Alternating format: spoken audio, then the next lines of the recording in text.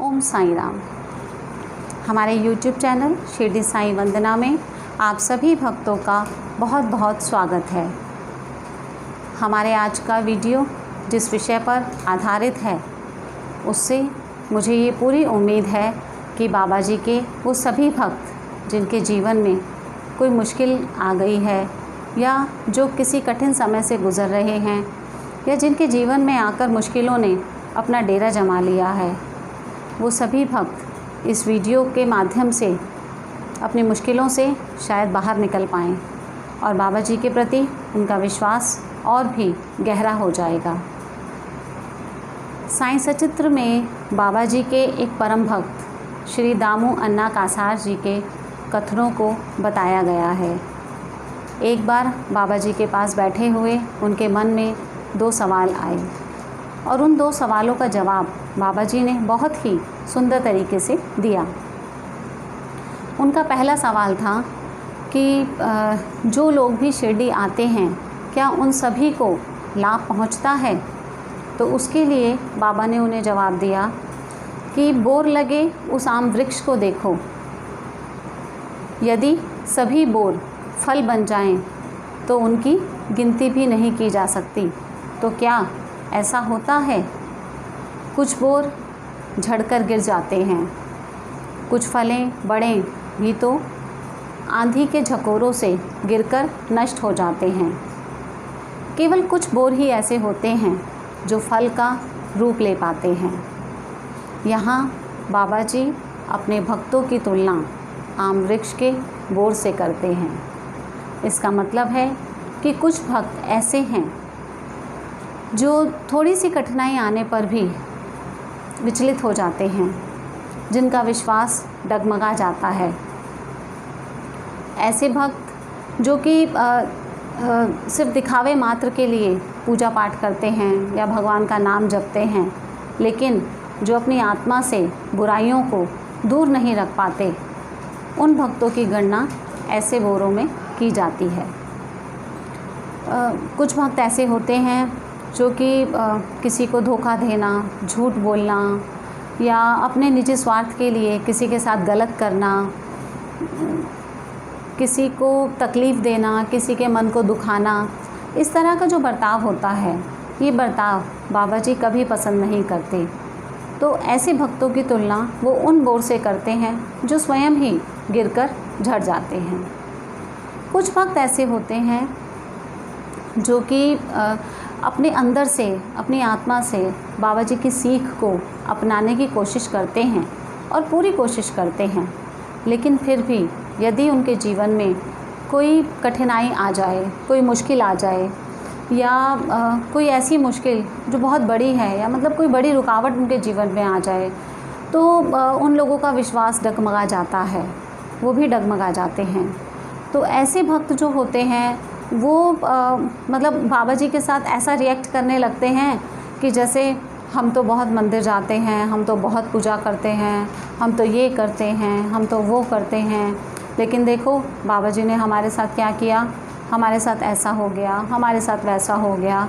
और उनके जीवन में जो भी घटित होता है उसके लिए वो बाबा जी को उत्तरदायी ठहरा देते हैं। तो ये वो बोर हैं जो आंधी के झकोरों से गिरकर नष्ट हो जाते हैं।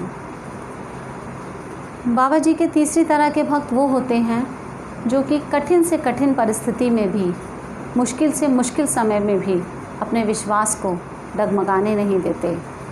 अपनी कठिन परिस्थिति में भी बाबा का नाम जपते हुए, बाबा पर विश्वास रखते हुए उस समय से बाहर निकल आते हैं और जो अपने दुखों को भी बाबा का आशीर्वाद ही समझते हैं, जो ये मानते हैं कि साईं की पूजा करते हुए अगर हमारे जीवन में दुख है तो वो भी उनका आशीर्वाद ही है, जो ऐसा विश्वास रखते हैं, केवल वही बोर फल का रूप ले पाते हैं। हम सभी भक्त जो बाबा को, जो अपने आप को बाबा का बच्चा मानते हैं, बाबा का भक्त मानते हैं, बाबा का शिष्य मानते हैं, हम सभी को वो बोर बनने की कोशिश करनी चाहिए जो कि आगे चलकर फल का रूप ले पाएँ। कैसी भी स्थिति क्यों ना आ जाए, कोई भी परिस्थिति क्यों ना आ जाए, ये विश्वास रखें कि अगर आपने बाबा का हाथ पकड़ा है तो वो आपको एक सही स्थान पर ज़रूर पहुंचाएंगे। ये विश्वास रखें कि आपके जीवन में आने वाली कोई भी कठिनाई क्यों ना हो, बाबा आपके साथ खड़े हैं। बाबा पर पूर्ण विश्वास रखें, और जो भक्त इस तरह बाबा पर विश्वास रखते हुए अपने जीवन की सभी परिस्थितियों को झेलने की शक्ति रखते हैं, फिर बाबा उनका हाथ खुद थाम लेते हैं। और साईं बाबा जिनको थाम लेते हैं, फिर उनकी नैया को पार लगने से कोई नहीं रोक सकता। इन सभी बातों का यही सार है कि यदि बाबा का नाम लेते हुए, बाबा की पूजा करते हुए, बाबा पर विश्वास करते हुए भी आपके जीवन में कोई कठिनाई है, कोई मुश्किल है, तो इस बात का मतलब है कि बाबा का ध्यान आप ही की ओर है। बाबा आपकी तरफ कार्यरत हैं और इन परिस्थितियों से, इन मुश्किलों से वो बहुत जल्द आपको बाहर निकाल देंगे। और उसके बाद आपके जीवन में जो समय आएगा वो सिर्फ़ और सिर्फ खुशहाली का ही समय होगा। बाबा पर ऐसा विश्वास करने वाले भक्त ही आगे चलकर साईंनाथ के साथ साईंमय हो जाते हैं। साईं बाबा तो ऐसे जौहरी हैं जो किसी भी पत्थर को तराश कर उसे हीरा बना सकते हैं, बशर्ते वो पत्थर बाबा के द्वारा दी गई चोटों को हंसते हुए बर्दाश्त करने की हिम्मत रखे। बाबा के द्वारा की गई काट छाँट को उनका आशीर्वाद समझकर उसे एक्सेप्ट करे, तो उस पत्थर को हीरा बनने से कोई नहीं रोक सकता। साईं बाबा जी की भक्ति करते हुए अगर आपके जीवन में मुश्किलें हैं, कठिनाइयाँ हैं, तो ये आप विश्वास रखें कि बाबा जी आपको वो पत्थर मानते हैं जिसको तराश कर अभी उन्हें हीरा बनाना है। तो आपको अपना संयम नहीं खोना है, केवल बाबा पर विश्वास रखना है। और जिस दिन बाबा की ये कारीगरी समाप्त होगी, उस दिन आपको हीरे की तरह चमकने का सौभाग्य ज़रूर प्राप्त होगा। इसलिए अपनी मुश्किलों से ना घबराएं, अपनी मुश्किलों में भी हंसना सीखें, खुश रहना सीखें, ताकि आप बाबा के साथ को अनुभव कर सकें। दामू अन्ना जी ने एक और सवाल बाबा से किया था, और उनका सवाल था कि यदि बाबा ने निर्वाण ले लिया तो मेरा क्या होगा, मैं निराश्रित हो जाऊंगा। तो उस पर बाबा ने उन्हें जवाब दिया कि तुम जब भी और जहाँ भी मुझे याद करोगे, मुझे स्मरण करोगे, मैं हमेशा तुम्हारे साथ रहूँगा। बाबा के इन शब्दों की सत्यता को बाबा के भक्तों ने उनके जीवन काल के दौरान भी अनुभव किया और आज तक अनुभव कर रहे हैं।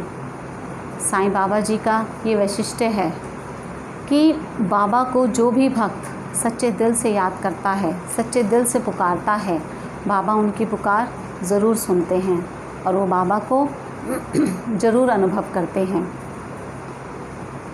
मैं आप सबसे ये शपथ पूर्वक कहती हूँ कि यदि आप अपने जीवन की मुश्किलों से हंसते हुए निकलना चाहते हैं, और यदि अपनी मुश्किलों के रहते हुए भी आप हंसना सीख लेंगे, खुश होना सीख लेंगे, तो आप देखेंगे कि पल पल आप अपने साथ बाबा को अनुभव करेंगे। और उन दुखों में जो बाबा का साथ का अनुभव है, उसमें ऐसा नशा है, उसमें ऐसा मज़ा है जो किसी सुख में भी नहीं है। इसलिए आप सब से मेरी हाथ जोड़कर ये प्रार्थना है कि अपने दुखों से ना घबराएं, अपनी मुश्किलों से ना घबराएं, सिर्फ़ और सिर्फ बाबा का नाम जपें, उन पर विश्वास रखें, उनका नाम लेते हुए हमेशा खुश रहने की कोशिश करें। क्योंकि जब आप दुखों में भी खुश रहेंगे तो आप पल पल बाबा के साथ को अनुभव करेंगे, और वो अनुभव सुखों से भी प्यारा होगा। इसलिए हमेशा खुश रहिए, बाबा का नाम जपते रहिए और बाबा के प्यार का मज़ा लेते रहिए। ओम साईं राम।